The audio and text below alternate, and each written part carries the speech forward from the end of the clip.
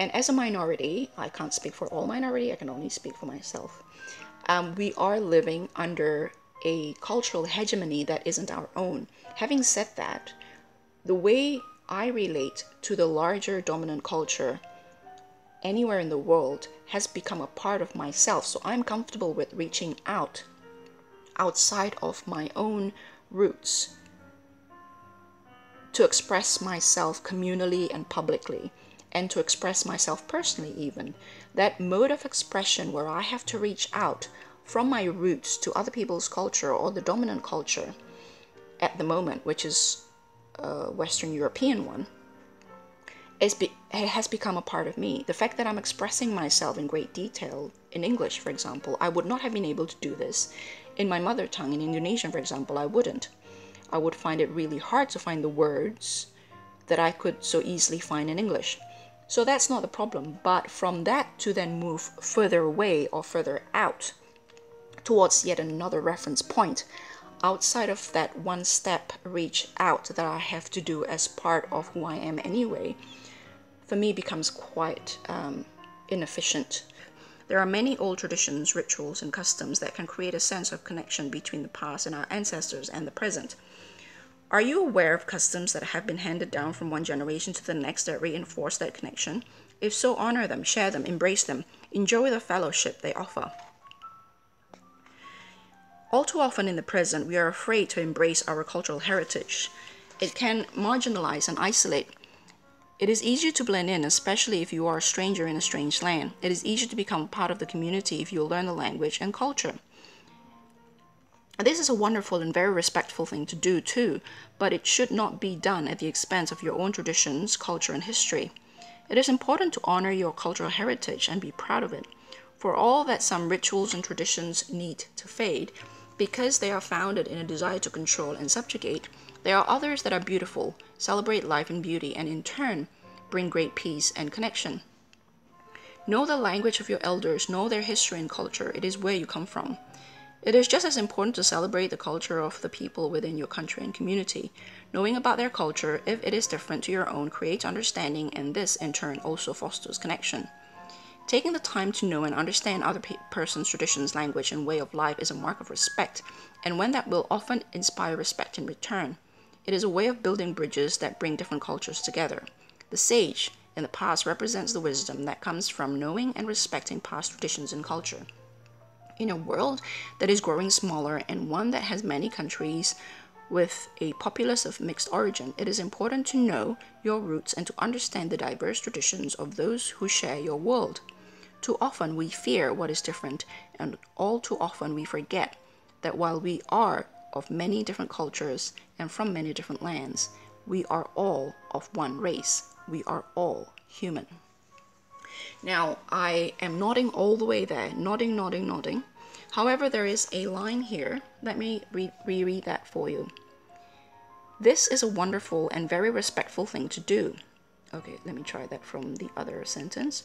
All too often in the present, we are afraid to embrace our cultural heritage. It can marginalize and isolate. It is easier to blend in, especially if you are a stranger in a strange land. It is easier to become part of the community if you learn the language and culture. This is a wonderful and very respectful thing to do, too. But it should not be done at the expense of your own traditions, culture, and history. It should not be done at the expense of your own traditions, culture, and history. All too often in the present, we are afraid to embrace our cultural heritage. Now, if you've seen some of my videos, if you've spoken to me a bit, you would know that my cultural heritage is a mixture of two dominant cultures. My ancestors came from southern China to what was then the Dutch East Indies. A couple of hundred years later, it became the Republic of Indonesia. My ancestors came intermarry with a group of people called the Peranakan. The Peranakan people are a mixture of a variety of cultures, a migrant culture, immigrants coming into the Dutch East Indies and assimilated and adopted some of the local cultures.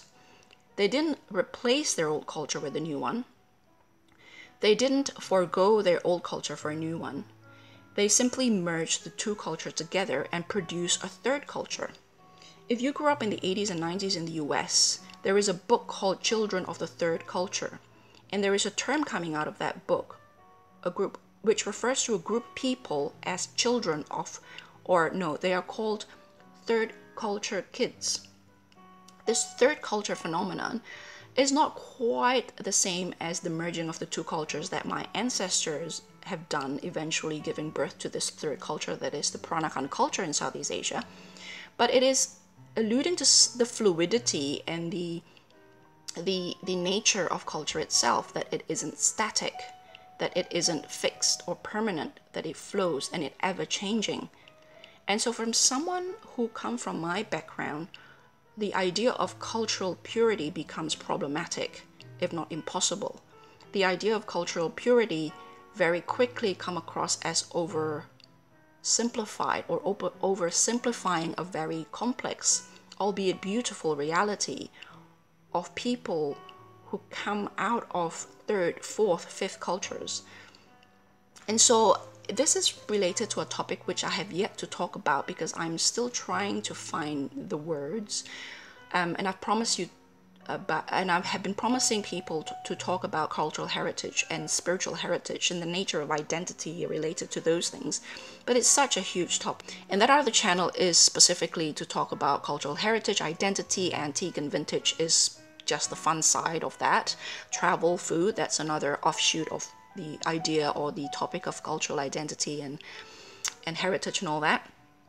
And so when it says here, too often in the present, we are afraid to embrace our cultural heritage. In my case, if my ancestors insist on speaking Chinese and eating Chinese food and wearing Chinese clothing, the Peranakan culture wouldn't have existed.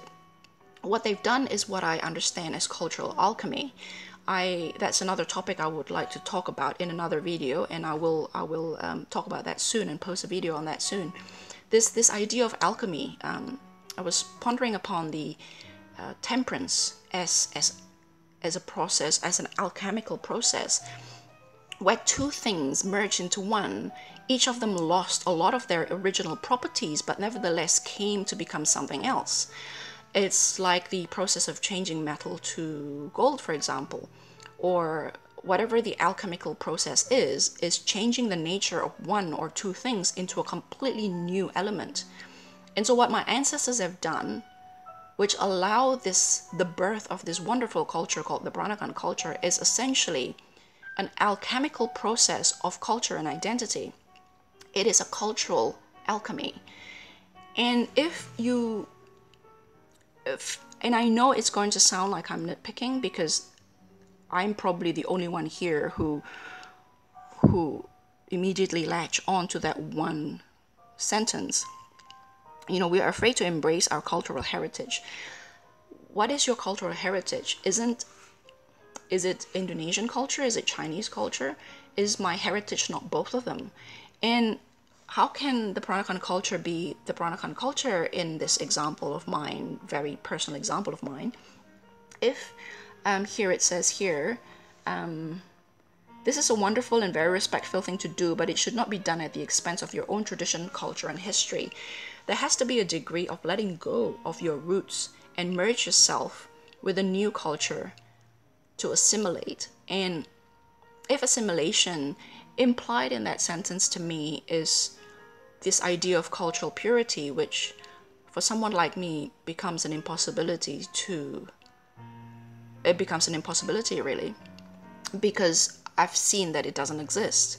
And so again, I know I may be my current personal position may sensitize me to this issue that to others just is not even an issue. But I think you can only come from the position of your true self, and my true self is one who does not believe that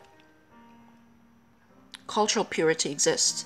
And so it says here it should not be done at the expense of your own traditions, culture, and history. And from my own experience, sometimes it does, but it isn't at the expense of my history.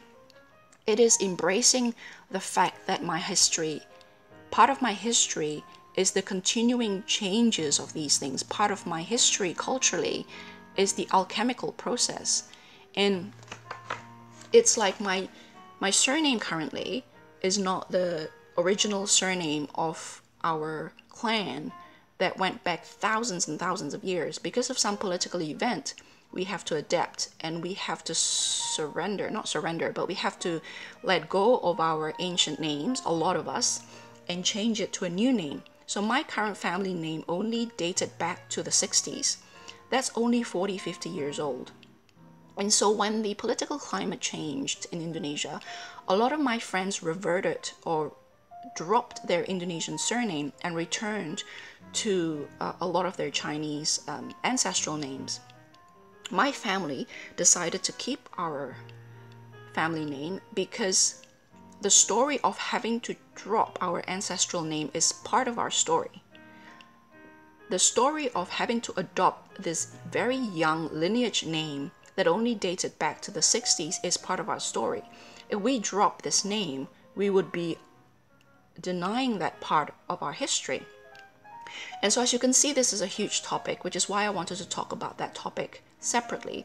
But I feel the need to mention that because to illustrate why this one small sentence that is of no consequence to anybody else tripped me out, and why this one sentence, which directly or purposely or directly or indirectly, purposely or not, implied the idea of cultural purity, become really problematic for me. And that falls in the position of, or the card of,